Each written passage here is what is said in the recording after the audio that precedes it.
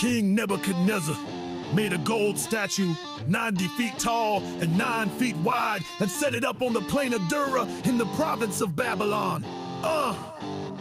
Then he sent messages to the high officers, officials, governors, advisors, treasurers, judges, magistrates, and all the provincial officials to come to the dedication of the statue he had set up.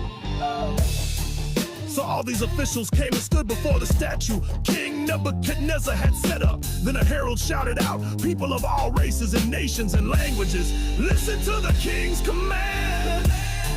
When you hear the sound of the horn, flute, zither, lyre, harp, pipes, and other musical instruments, bow to the ground and worship King Nebuchadnezzar's gold statue.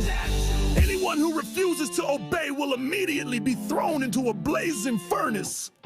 So at the sound of the musical instruments, all the people, whatever their race or nation or language, bowed to the ground and worshiped the gold statue that King Nebuchadnezzar had set up. But some of the astrologers went to the king and informed on the Jews. They said to King Nebuchadnezzar, "Long live the king! You issued a decree requiring all the people to bow down and worship the gold statue when they hear the sound of the horn, flute, zither, lyre, harp, pipes, and other musical instruments. That decree also states that those who refuse to obey must be thrown into a blazing furnace. But there are some Jews, Shadrach, Meshach, and Abednego, whom you have put in charge of the province of Babylon. They pay no attention to you, your majesty. They refuse to serve your gods and do not worship the gold statue you have set up." Then Nebuchadnezzar flew into a rage and ordered that Shadrach, Meshach, and Abednego be brought before him. When they were brought in, Nebuchadnezzar said to them, "Is it true, Shadrach, Meshach, and Abednego, that you refuse to serve my gods or to worship the gold statue I have set up? I will give you one more chance to bow down and worship the statue I have made when you hear the sound of the musical instruments. But if you refuse, you will be thrown immediately into the blazing furnace. And then what God will be able to rescue you from my power?" Shadrach, Meshach, and Abednego replied, "Oh Nebuchadnezzar, we do not need to defend ourselves before you. If we are thrown in the blazing furnace, the God whom we serve is able to save us. He will rescue us from your power, your majesty. But even if he doesn't, we want to make it clear to you, your majesty, that we will never serve your gods or worship the gold statue you have set up."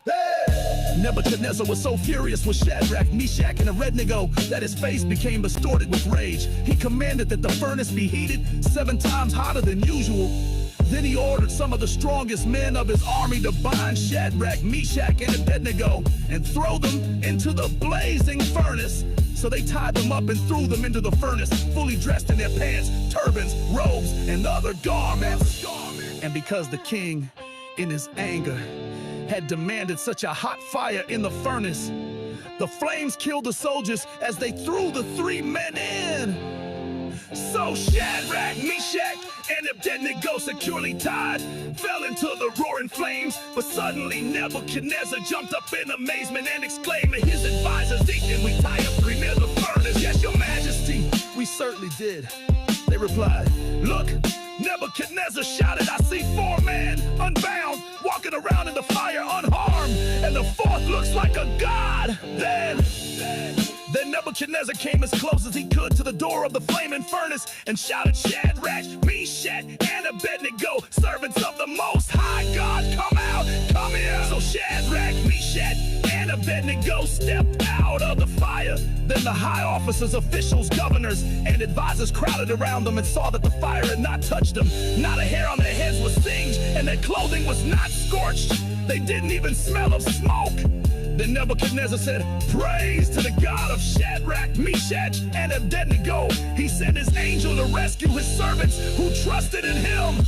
They defied the king's command and were willing to die rather than serve or worship any god except their own God. Therefore I make this decree: if any people whatever their race or nation or language, speak a word against the God of Shadrach, Meshach, and Abednego, they will be torn limb from limb, and their houses will be turned into heaps of rubble.